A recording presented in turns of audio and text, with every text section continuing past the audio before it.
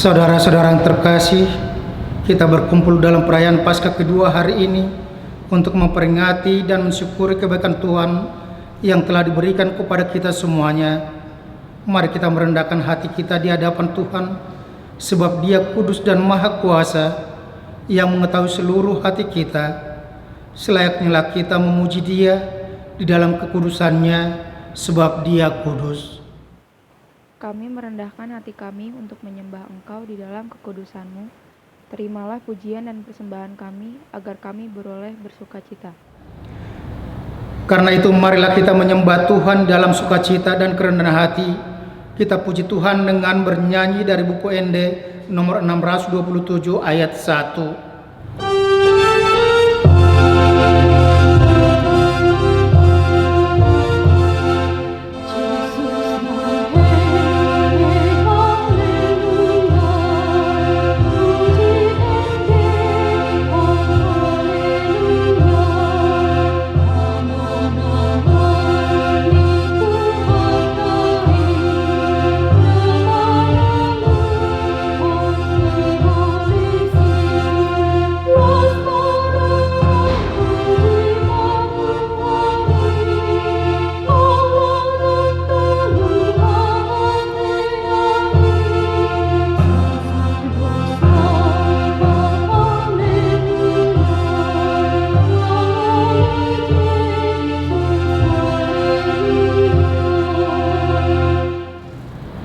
Di dalam nama Allah Bapa dan nama anaknya Tuhan Yesus Kristus dan nama Roh Kudus yang menciptakan langit dan bumi. Amin. Sesungguhnya Tuhan telah bangkit. Inilah hari yang dijadikan Tuhan, marilah kita bersorak-sorak dan bersukacita karenanya. Batu yang dibuang oleh tukang-tukang bangunan telah menjadi batu penjuru. Hal ini terjadi dari pihak Tuhan, suatu perbuatan ajaib di mata kita. Haleluya.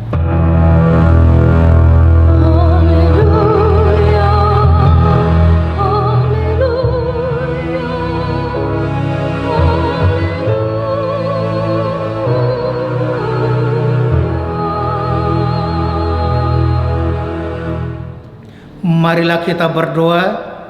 Ya Allah Bapa, berikanlah Roh Kudus ke dalam hati kami, agar kami terhibur karena kebangkitan anak-Mu, Yesus Kristus Tuhan kami, supaya iman kami semakin kuat dan penuh pengharapan yang hidup, agar kami selalu mengingat bahwa kami bangkit dari kematian seperti Tuhan Yesus Kristus Tuhan kami.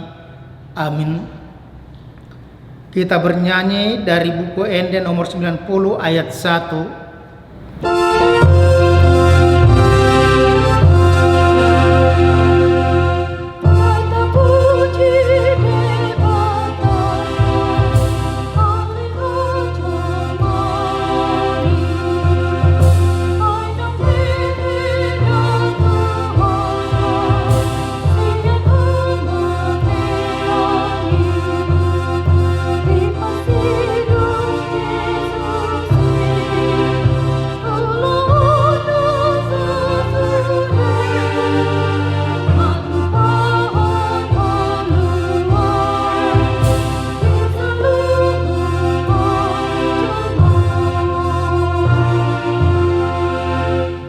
Dengarkanlah hukum Tuhan pada perayaan Paskah kedua hari ini yang tertulis dalam 1 Korintus 1 ayat 8. Ia juga akan meneguhkan kamu sampai kepada kesudahannya, sehingga kamu tak bercacat pada hari Tuhan kita Yesus Kristus.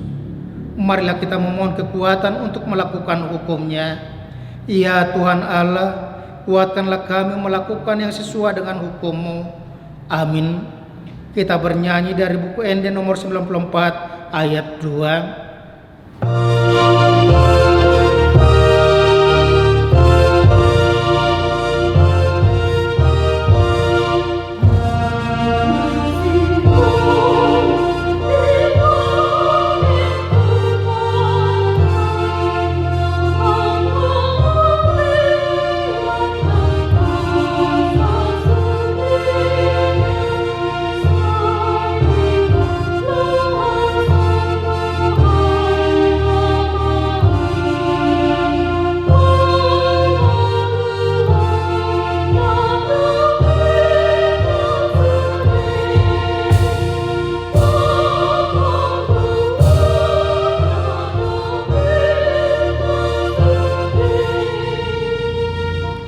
Ya Allah Bapa kami yang Maha Kuasa dan Maha Pengasih, kami orang berdosa yang hina ini datang ke hadapan-Mu yang kudus dan mulia, mengaku dan meminta keampunan segala dosa dan kejahatan kami.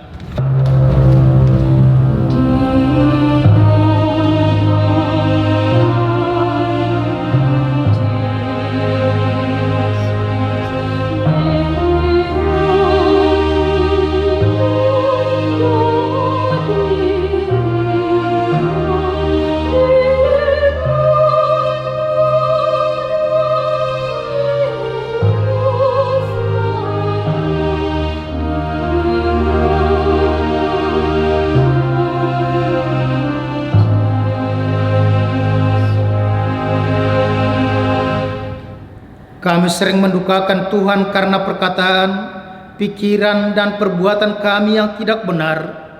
Kami tidak mengasihi Engkau dengan segenap hati, dengan segenap kekuatan, dan dengan segenap akal budi kami. Dan kami tidak mengasihi sama manusia seperti diri kami. Kami layak kena murka-Mu dan terkutuk selama-lamanya.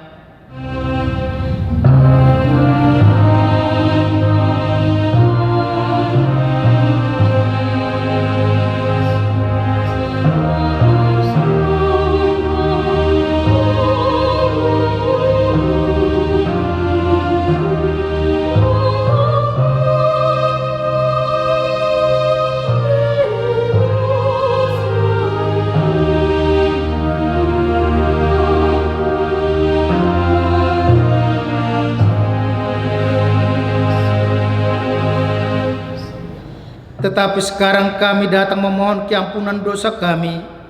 Tolonglah kami agar kami dapat bertobat dan meninggalkan segala kejahatan kami, karena Yesus Kristus anak Allah yang tunggal dan karena nama-Mu yang kudus itu. Ya Allah, kasihanilah kami orang berdosa ini. Amin.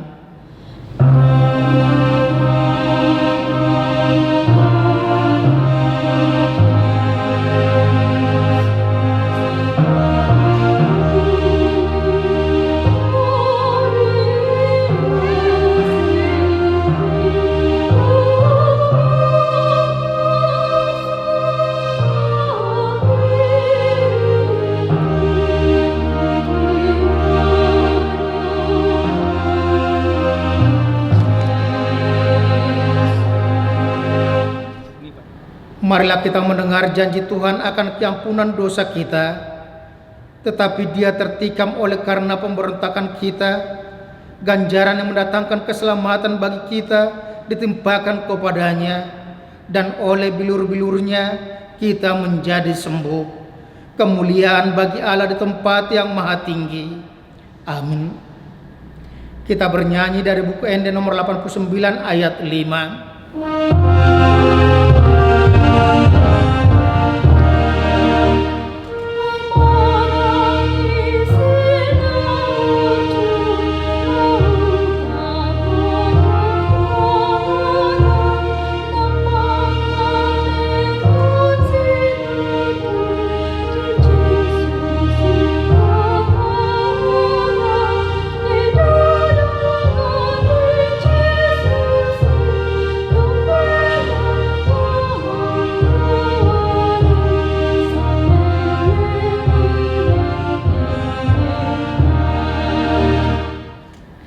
Epistel untuk kita pada perayaan Paskah kedua hari ini tertulis di 1 Petrus 1 ayat 3-12. Terpujilah Allah dan Bapa Tuhan kita Yesus Kristus, yang karena rahmat yang besar telah melahirkan kita kembali oleh kebangkitan Yesus Kristus dari antara orang mati kepada suatu hidup yang penuh pengharapan, untuk menerima suatu bagian yang tidak dapat binasa, yang tidak dapat cemar, dan yang tidak dapat layu, yang tersimpan di sorga bagi kamu. Yaitu kamu yang dipelihara dalam kekuatan Allah karena imanmu, sementara kamu menantikan keselamatan yang telah tersedia untuk dinyatakan pada zaman akhir. Bergembiralah akan hal itu, sekalipun sekarang ini kau seketika harus berduka cita oleh berbagai-bagai pencobaan. Maksud semuanya itu ialah untuk membuktikan kemurnian imanmu yang jauh lebih tinggi nilainya daripada emas yang fana, yang diuji kemurniannya dengan api, sehingga kamu memperoleh puji-pujian dan kemuliaan dan kehormatan pada hari Yesus Kristus menyatakan dirinya. Sekalipun kamu belum pernah melihat Dia, namun kamu mengasihinya.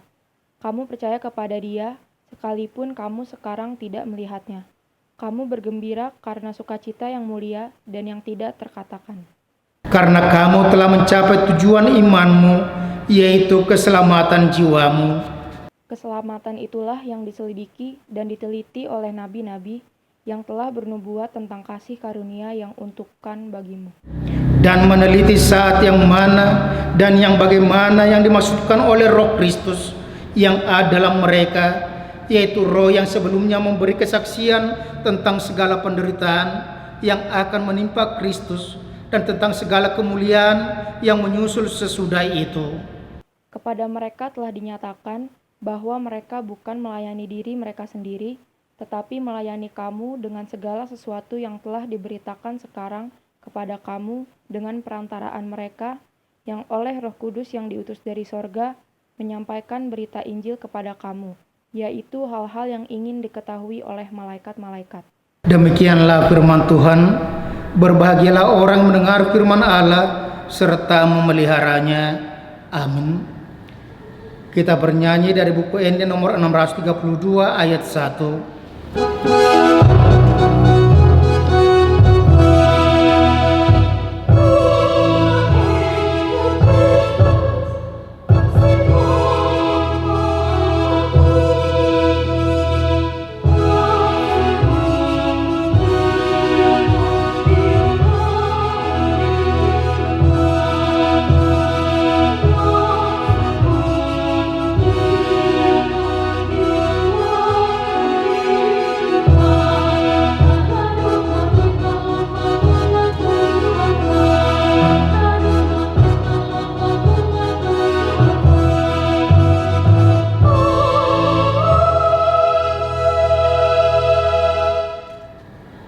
Marilah kita bersama-sama mengaku iman percaya kita sebagaimana teman-teman seiman di seluruh dunia. Kita sama-sama mengucapkannya.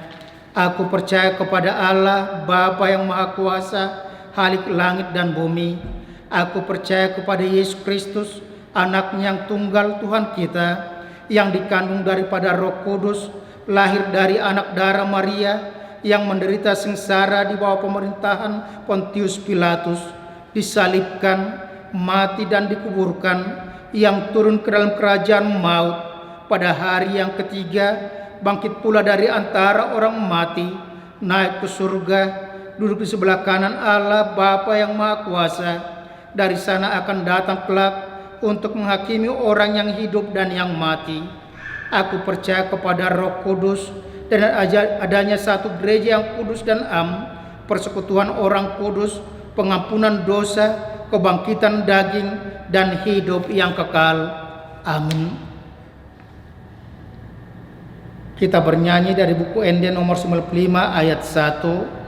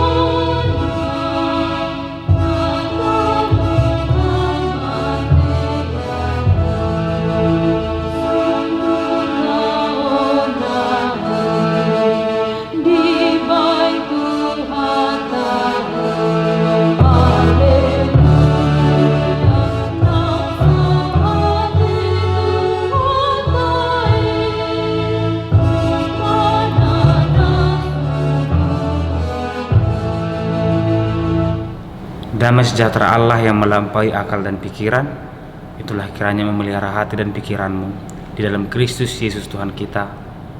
Amin. Firman Tuhan dalam ibadah Paskah yang kedua tertulis di 1 Korintus 15 ayat 20 sampai 28. Demikian firman Tuhan. Tetapi yang benar ialah bahwa Kristus telah dibangkitkan dari antara orang mati sebagai yang sulung dari orang-orang yang telah meninggal. Sebab sama seperti maut datang karena satu orang manusia, demikian juga kebangkitan orang mati datang karena satu orang manusia. Karena sama seperti semua orang mati dalam persekutuan dengan Adam, demikian pula semua orang akan dihidupkan kembali dalam persekutuan dengan Kristus. Tetapi tiap-tiap orang menurut urutannya, Kristus sebagai buah sulung, sesudah itu mereka yang menjadi miliknya pada waktu kedatangannya. Kemudian tiba kesudahannya, yaitu bila mana ia menyerahkan kerajaan kepada Allah Bapa, sesudah ia membinasakan segala pemerintahan, kekuasaan dan kekuatan, karena ia harus memegang pemerintah sebagai raja sampai Allah meletakkan semua musuhnya di bawah kakinya.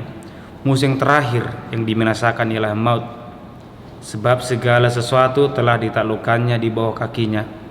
Tetapi kalau dikatakan bahwa segala sesuatu telah ditaklukkannya, maka teranglah bahwa ia sendiri yang telah menaklukkan segala sesuatu di bawah kaki Kristus itu tidak termasuk di dalamnya. Tetapi kalau segala sesuatu telah ditaklukkan di bawah Kristus, maka ia sendiri sebagai anak akan menaklukkan dirinya di bawah Dia yang telah menaklukkan segala sesuatu di bawahnya, supaya Allah menjadi semua di dalam semua. Demikian firman Tuhan. Selamat Paskah untuk kita. Di Paskah yang kedua ini kita bersekutu kembali mendengar firman Tuhan tentang Yesus yang membangkitkan. Bapak Ibu saudara-saudara yang terkasih, Paskah adalah kebebasan atau kemenangan. Ini sejarah yang sangat panjang, karena sebelum Yesus ada, Paskah sudah ada. Oleh karena itulah Yesus ataupun bangsa Israel selalu melakukan tradisi Paskah ini, dan mereka pergi ke Yerusalem. Di sanalah mereka merayakan Paskah. Tapi kalau saya katakan Paskah adalah kisah keselamatan, tapi bisa juga saya katakan Paskah ini adalah malapetaka. Tergantung manusia menempatkan dirinya. Ini bermula dari bangsa Israel yang keluar dari Mesir. Nah, malam terakhir atau malam pembebasan itulah dasar Paskah. Ketika mereka bebas, ditolong Tuhan, dan mereka makan roti tak beragi. Mereka bersuka cita. Berapa puluh tahun mereka harus ditekan, tetapi tiba saatnya mereka bebas. Oleh karena itulah mereka bersyukur kepada Tuhan, dan mereka selalu mengingat bahwa Tuhan membimbing bangsa Israel melalui Musa. Nah, ini tadi kebebasan bagi bangsa Israel, tapi ini juga malapetaka bagi orang Mesir. Oleh karena itu, kalau dikatakan Paskah bagi sejarah yang membenci bangsa Israel, mungkin mereka nggak mengatakan Paskah sebagai sukacita, tetapi sejarah yang menyakitkan, karena di depan mata mereka sendiri Allah bertindak bagi bangsa Israel. Oleh karena itu, Bapak Ibu sekalian, sekarang kita memperingati Paskah tentang pembebasan, di mana Yesus menyelamatkan kita dari kuasa dosa. Oleh karena itu, memang betul bahwa Paskah itu adalah tempat atau waktu di mana kita bebas. Tetapi pertanyaan berikutnya juga, apakah memang kita sebagai orang Kristen menempatkan diri kita sebagai orang yang merasakan Paskah sebagai sukacita? Atau jangan-jangan malapetaka? Kenapa? Apakah mungkin Paskah adalah malapetaka? Bisa jadi bagi orang-orang pembenci Yesus. Ya, kita lihat ketika Yesus bangkit, orang-orang berkumpul untuk mencari cara bagaimana supaya kebangkitannya dimanipulasi, seakan-akan dia dicuri oleh orang yang tidak bertanggung jawab. Saudara yang terkasih, oleh karena itulah ketika saya katakan Paskah ini berbicara kebebasan, tetapi kenyataannya tidak ada kebebasan yang instan. Tidak ada kebebasan tanpa pengorbanan. Kira-kira seperti itulah gambarannya. Kenyataannya ketika bangsa Israel banyak musibah yang terjadi. Ketika pembebasan Paskah yang sekarang, Yesus mengorbankan dirinya di kayu salib demi menyelamatkan kita orang percaya. Nah, apakah cukup sampai di sana? Tidak. Topik minggu kita jelas. Yesus bangkit untuk membangkitkan. Sekarang Paskah sampai kepada diri kita masing-masing. Ketika Yesus menjadikan dirinya sebagai korban untuk menyelamatkan manusia, sekarang sampai kepada umat manusia, apa yang harus kita lakukan? Oleh karena itulah Yesus selalu berpesan, pikul salib, tinggalkan, ikutlah aku. Harus ada yang dikorbankan, ada. Oleh karena itu menjadi pengikut Kristus, apakah itu sulit? Terkadang kalau kita melihat kepentingan diri sendiri, kita akan berkata sulit. Tetapi ketika kita berbicara tentang kehendak Allah, kita akan berkata mudah. Kenapa? Karena Tuhan sendiri yang mengatakan, aku akan menyertaimu. Sehingga kita bisa berkata tidak sulit. Oleh karena itulah, apakah Paskah bagi kita sebagai pembebasan? Ya, kita bersyukur bahwa dalam perayaan Paskah ini kita mengingat sejarah yang sangat besar bahwa 2000 tahun yang lalu atau sekitar hampir 2000 tahun yang lalu, Yesus mengorbankan dirinya, Yesus memberikan dirinya untuk menyelamatkan kita orang percaya. Nah, dalam firman Tuhan ini ada dua pihak yang dimunculkan, dua tokoh sama-sama tunggal tapi memiliki peranan yang berbeda. Yesus dialah yang sulung yang menyelamatkan manusia, keselamatan oleh satu orang. Tetapi Adam juga namanya muncul, yaitu dia adalah anak yang tunggal yang menyebabkan semua manusia berdosa. Sama-sama tunggal, sama-sama memiliki peranan. Nah, berarti tergantung kita. Apakah kita sebagai orang Kristen menjadi pengikut Yesus atau pengikut Adam? Jelas tadi dikatakan bahwa persekutuan bersama Yesus, persekutuan bersama Adam itu sama-sama ada dan hasilnya berbeda. Oleh karena itulah melalui firman Tuhan ini sebuah sukacita bahwa kita dipanggil untuk meneruskan apa yang sudah dilakukan oleh Yesus. Jadi firman Tuhan hari ini berbicara tiga hal. Berbicara tentang Yesus yang bangkit, tapi berbicara juga tentang manusia yang akan dibangkitkan. Percayalah Bapak Ibu, firman Tuhan ini menjadi dasar yang sangat besar bagi orang percaya bahwa jeripayah manusia itu tidak sia-sia, karena semua manusia akan dibangkitkan. Tetapi bagaimana hidup manusia, bagaimana perilaku manusia, itulah yang menentukan dia dibangkitkan dan diletakkan kemana, apa yang akan dia terima. Oleh karena itulah yang ketiga ini juga dikatakan tentang Allah. Jadi Paskah ini bukan tentang Yesus, tentang manusia, tentang Allah. Yesus bangkit dan akan tiba saatnya dia membangkitkan manusia. Sekarang manusia merasakan sukacita, terpanggil juga untuk menjadi pemberi sukacita, dan pada akhirnya Yesus dan manusia akan sama-sama satu persekutuan untuk memuji Tuhan. Itu tertulis di yang terakhir. Oleh karena itulah dikatakan di sini Yesus bangkit untuk membangkitkan. Oleh karena itu sekarang kita masuk kepada inti firman Tuhan. Kita sebagai orang yang merasakan Paskah sebagai sukacita, sebagai pembebasan, sudahkah kita sebagai orang yang membebaskan? Sudahkah kita sebagai orang yang menyelamatkan? Jangan hanya kita mengatakan selamat Paskah, selamat Paskah tulang, selamat Paskah helai, tapi perbuatan pembebasan tidak kita lakukan. Oleh karena itulah hidup manusia itu bukan tentang tahu kebenaran, tahu kebaikan, bukan. Tetapi hidup manusia itu adalah tentang melakukan kebenaran, melakukan pembebasan. Oleh karena itu dalam Matius 25:40 jelas dikatakan, segala sesuatu yang kamu lakukan kepada salah satu dari saudaraku, kamu lakukannya untuk aku. Kenapa? Karena memang untuk itulah semua orang percaya dipanggil, untuk memberikan sesuatu pembebasan kepada orang lain, bukan menjadi seperti Adam yang menyebabkan malapetaka bagi orang lain. Oleh karena itulah kita semua terpanggil untuk mensyukuri Paskah ini, terpanggil untuk mensyukuri bangkitnya Yesus Kristus, bahwa kita semua adalah orang yang terpilih untuk menjadi pembebas.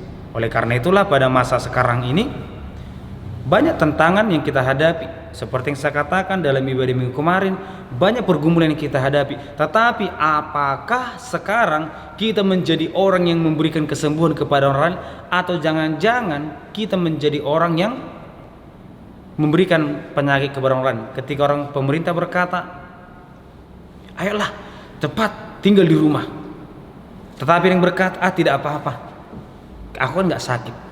Tetapi jangan salah Bapak Ibu, seperti yang dikatakan tim kesehatan, bahwa kita mungkin tidak sakit, tapi kita bisa menjadi penyebar penyakit. Oleh karena itulah firman Tuhan hari ini, tetaplah menjadi orang yang mensyukuri Paskah dan pelaku pembebasan itu. Amin. Kita berdoa. Terima kasih Tuhan, kami betul-betul mensyukuri pembebasan yang Kau berikan.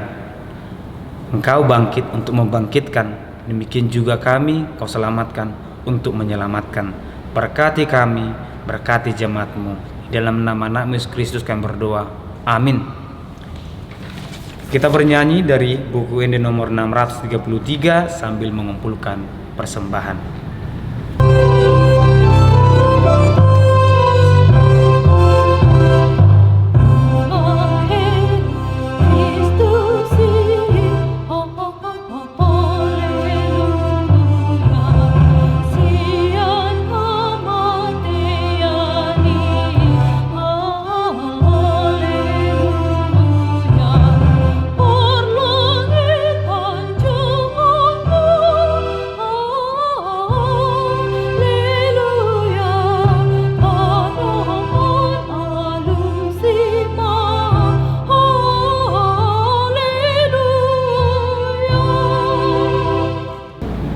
Marilah kita berdoa untuk menyerahkan persembahan kita kepada Tuhan.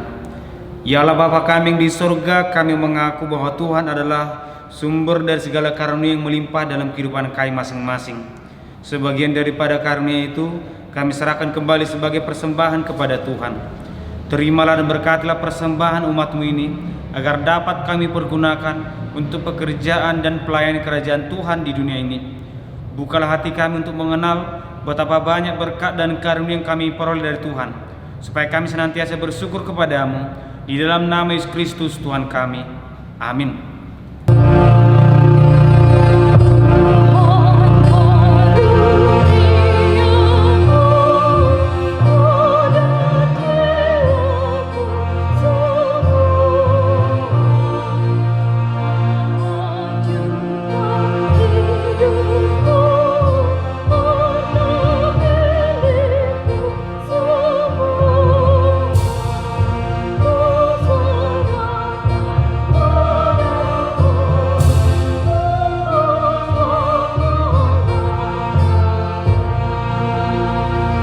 Bapa kami yang di surga, dikuduskanlah nama-Mu, datanglah kerajaan-Mu, jadilah kehendak-Mu di bumi seperti di surga. Berikanlah kami pada hari makanan kami yang secukupnya, dan ampunilah kami akan kesalahan kami, seperti kami juga telah mengampuni orang yang bersalah kepada kami. Dan janganlah membawa kami ke dalam pencobaan, tetapi lepaskanlah kami daripada yang jahat.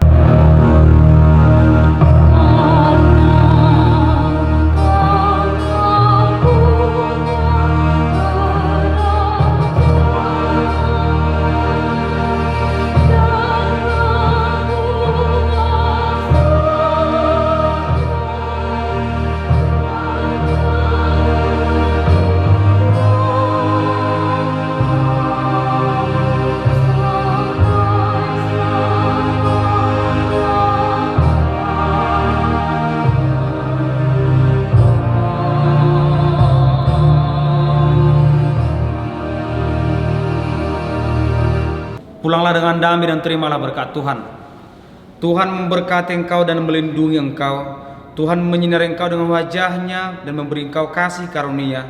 Tuhan menghadapkan wajah-Nya kepada engkau dan memberi engkau damai sejahtera. Amin.